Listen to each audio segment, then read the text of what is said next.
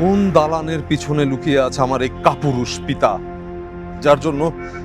যার জন্য আমার জীবনে এমন অন্ধকার নেমে এসেছে। আমি কোনোদিনও কখনো তার চেহারা দেখতে চাই না, আমি তাকে পিতা বলে ডাকতে চাই না। হে ঈশ্বর, মানুষের এত কষ্ট কেন? আমার কি অপরাধ? আমার সম্পর্কগুলো সব দূরে চলে যাচ্ছে। আমার রক্ত আমাকে অস্বীকার করে অনেক আগেই চলে গেছে। কেন সমাজ আমাকে গ্রহণ করছে না? একটা মানুষের জীবনে পিতার নামটাই কি সবচেয়ে গুরুত্বপূর্ণ? আমার মা আজও কষ্ট করছে আমার জন্য। আমার মুখে এক চিলতে হাসি দেখার জন্য সব সময় আপোষ করে যাচ্ছে। আমি তো বেশি কিছু চাইনি ঈশ্বর। জীবনটা ছোট, আমার চাওয়াগুলো খুব ছোট। আমার চাকরি হয়নি শুনলে মা আজও কষ্ট পাবেন, মার বুকটা চিড়ে যাবে।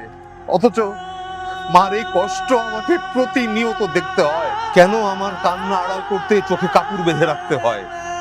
চোখের জল দেখলে মানুষ আসবে, মানুষ ভাববে কিভাবে এই ছেলেটা পাগল হয়ে গেল। কেউ বা অতি আবেগে আমাকে মানসিক হাসপাতালে ভর্তি করার কথা ভাববে, আবার পরবর্তীতেই খরচের ভয়ে মাথা থেকে হাসপাতালের ভূতটা মরে যাবে।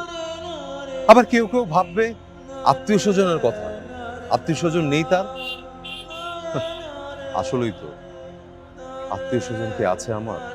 আছে আপন কেউ? আপন বলতে একমাত্র আছে আমার মা। কিন্তু এই মাও তো আমার একার না।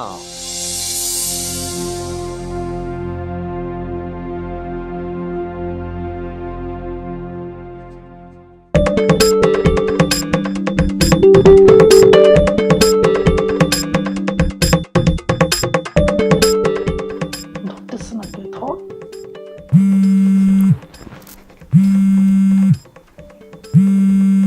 Oh, the grasses are green, my love is clean. The sky is blue, my love is true. Right?